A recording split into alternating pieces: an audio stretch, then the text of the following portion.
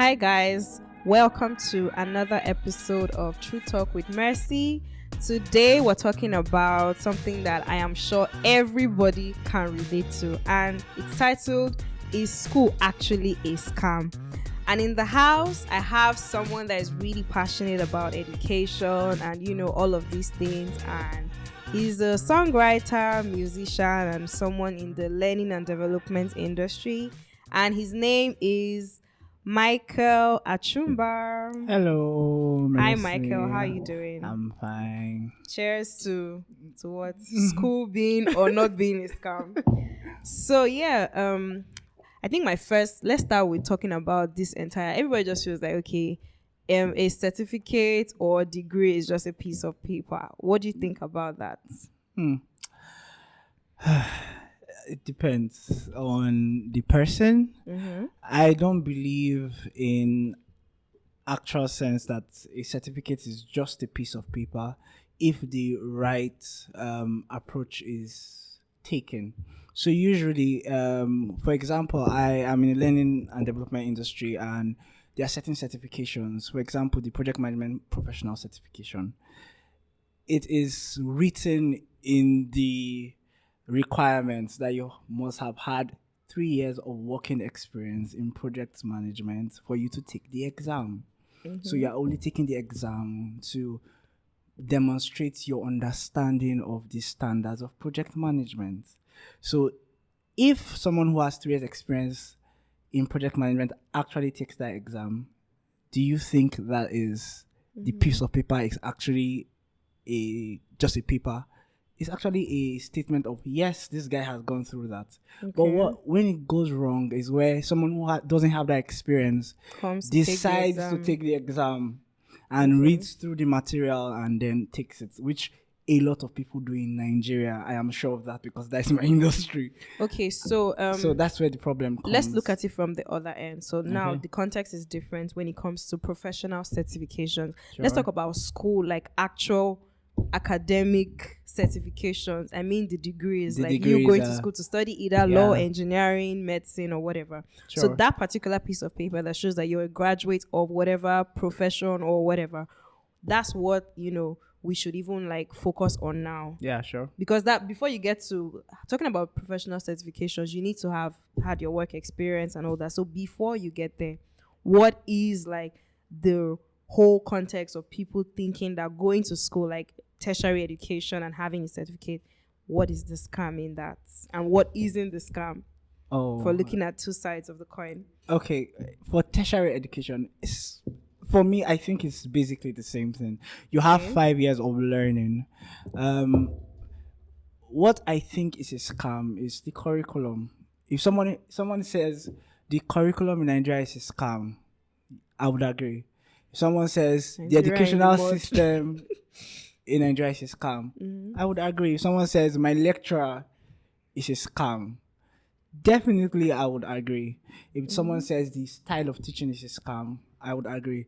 But school itself is designed to educate multiple people. And because of that, personalized learning never happens in school. It's one of the reasons why they try to bring down the ratio of students to teachers, both in secondary schools and in tertiary education. Because of the bulk of people, I'm trying to contextualize it to Nigeria because that's where it is. Because of the amount of people, I think a survey in 2018 showed that the amount of people who graduate from Nigerian universities is larger than France, Germany, and 3 other nations combined. Why do you think that is? Because we just have more people. More people go to school. And because of that, the lecturers are overwhelmed. They have to do something. They have to do it with resources for 10 people. They have 5,000 people to handle those resources. But apart from that, usually there is a structure. I'll use engineering, for example. First 2 years of learning, a 3-month internship to apply what you learned over the past 2 years. Next 1 year of learning, another 3-month internship to apply what you've learned over the past 3 years. On the 4th year, after the first semester, another 6 months, which is 1 year out of the 5 years of learning in internships. In my first 6 months, the first and second 3 months, I didn't go for any internship. And that was an indictment on me because I couldn't apply what I had learned over time. In the 6 months I actually went to work, I saw the application of various things that I had learned, even down to filling your practical experiment sheet. Because I worked I worked in LMA Petrochemical, which is more like an industry based, like a proper industry technical place. So that applied to me. And that, for me, that learning process actually showed me that actually school isn't a scam. Before that, I was a terrible student. I'm a very bright. Everybody knows me. I'm bright. I finished top of my class in secondary school, but because I believe school was a scam, I was terrible in school. I wasn't going for classes. I was missing experiments. And this was your tertiary, not this was tertiary. So imagine a stellar student from your secondary finishing at the top of your class in secondary school and coming to school and you're just like, I'm not interested, not going for classes, not going for experiments. That was the idea for me. I was like, no. But after that experience in my fourth year, I put myself to doing the work and my grade point actually jumped 2 points. It's just that simple. That's how life is. So basically, you're saying you just need to have proper orientation and be more intentional with your learning. True. Okay, so my next question for you now is, with all of this experience and exposure that you have, do you think having, academic qualifications or professional certifications, like, is that part of, your keys to success? Is this something that you think will give you an advantage out there, like in the proper labor market? So, yes and no. Okay. No, because when it comes down to it, what you can do actually matters. I do not dispute that in any way. What you actually can do matters. But in the real sense, or in what is designed to be, I tend to be idealistic in the sense that I like to know what was this thing designed to be. If this is designed to be if a paper is designed to be a show of your qualification or your ability to do something, and you go through the entire process without actually learning to do that thing, you nullify that paper. So now I feel to me, it's more like people nullify the idea of the paper and then say the paper doesn't matter. But actually, it's because they had nullified the entire process. I give you a good example of myself. If I had spent those 3 months and that second 3 months, those are 6 months, learning, being more intentional about what I'm learning, not thinking that, I'll never need this ever. I would have had a better show for my paper. So really, knowledge is a waste. No knowledge is a waste at all. Okay. So my next question is, what advantage does an educated person have over an uneducated person? Oh, mercy. I can list a long list. Please, we're listening. We're listening. I would start by saying that education is a process, not an end result. When people say things about what will the paper do for you, they are talking about the end result. It's more about the process. So success in life requires a few things. Top on the list is great. Second is delayed gratification. Third is proper hard work. Those are the major things. You can check any study usually goes great, hard work, delayed gratification. These 3 things are things that you learn if you go through the entire process of education. Okay. You have your results after 6 months, 3 months of semester work. You come back to school and you see your results. That is delayed gratification. You have to wait to see things happen.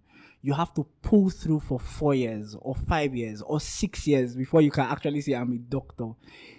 Those are the ingredients for success. So in the actual sense, it's not the paper that gives the educated person an edge, no?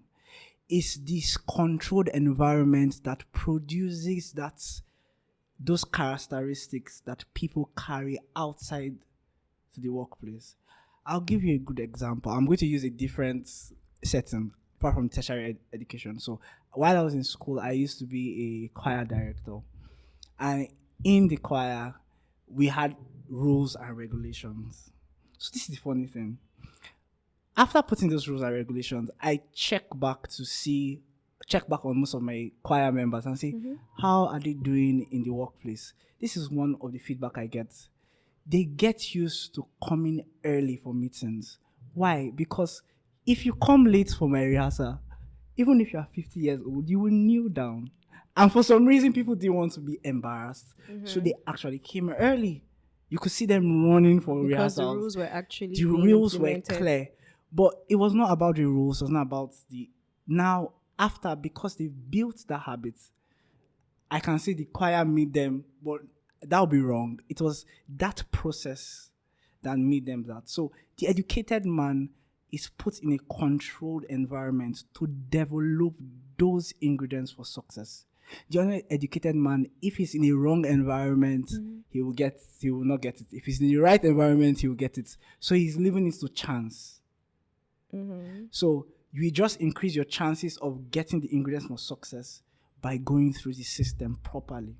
Okay, so that's where the advantage comes. So an educated person understands that in life, you need to put in the work to get the grades. Okay, so this speaks to a different context, what I'm about to ask you now. Yeah. So do you agree with me that you can be educated, like go through all of these processes to develop certain characteristics for success, but when you see someone is exposed, is that the same as being educated? It's just like, let me give an example. So there are people that, academically, like intellectually, they are very bright and smart. So when people say you can be book smart and street smart, okay, but some people are both. Some is just one. Like you can be street smart, but you probably don't know as much intellectually. So I want to understand, coming from your perspective, so being educated and being exposed, like what do you think is the correlation there, or if there's a difference? Like, can you point it out for us? Yes, there's a difference. I will agree there's a difference. Well, it's an overlap, really, depending on the quality of education you get. So I'll give a good example. A friend of mine schooled in, I think it was the UK, and they had an exchange program, right? So in the middle of, sophomore year or a year after that, you get to go to a different environment, a different culture, and learn in a completely different environment. That's exposure. That exposure comes because of the education they're getting. That's why there's an overlap. So sometimes exposure is important. It is always important for you to be able to see other people's perspective and feed that through your thought process. Definitely. But now, when people say, education is not important, you need to get exposure, or exposure is more important than education, I'm not of the opinion. Why go for either or either when you can have both? I am a fan of and. Ever since I had a conversation with a mentor of mine, and he told me that the problem with people is they always go with or. Not and. So it's like people just, always want to have, let me have this and stick to it, as opposed to looking at others. This, rather than saying and. So I have an education and I'm exposed, right? It cuts across all walks of life. Most people have problems because they are trying to have one and not the other, or the other and not one, and trying to banter about which one is better when both of them have their own places. So for something technical, for example, if you are in the engineering, learning about design doesn't happen by exposure. You have to learn how to do ordinary differential equations, partial differential equations. These are things that are better learned in the educational way, academically.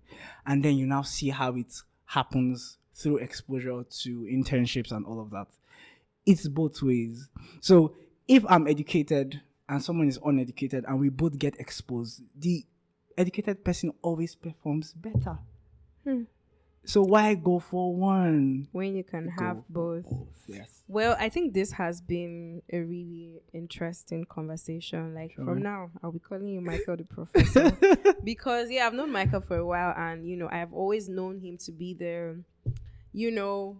always striving for more knowledge, like even things that he doesn't know, he's always so curious to want to, like, the moment he develops an interest, Michael always wants to I can find this thing out by myself, and he's always so hearing you speak like this, I'm not surprised, but I have also learned. And thank you, Michael, for coming on and sharing this body of knowledge with us.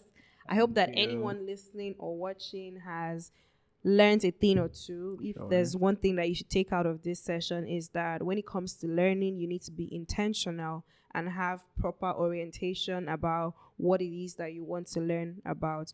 And yes, don't let anybody deceive you and tell you, someone that is exposed and not educated has an edge over you. Like you said, why have one when you can have both? So thank you guys for watching. Thank you for tuning in. I hope that, you found this session as enlightening as I did. Please don't forget to subscribe to my YouTube channel and then subscribe to the podcast platforms. And Michael, do you have anything to say before we go? Because we're pretty much rounding up. So I'm opening the floor for you now. Talk to my audience. So if you are young, when I mean young, you're below you're not yet 30. So people that are 30 are not young? No, they're not young. They've passed exploration stage. I won't say anything. No, I mean, they've passed their exploration stage. At that point, you should be thinking, how do I consolidate? Where am I going? At that point, you should have decided where are you going. But if you are younger than 30, I would advise that you get both. Get educated. Education is no longer limited to the classroom settings. You have there's Khan Academy. There are code camps everywhere. No matter the field you want to be in, there is a body that is providing the education for it. So get educated and get exposed. Try new things. It's very important. Be open to learning. Michael, you're shaking tables by saying people that are 30-ish, they are not young. No, they're not young. But that's conversation for another day. Thank you guys for watching, and see you guys on the next one. Bye. Bye, guys.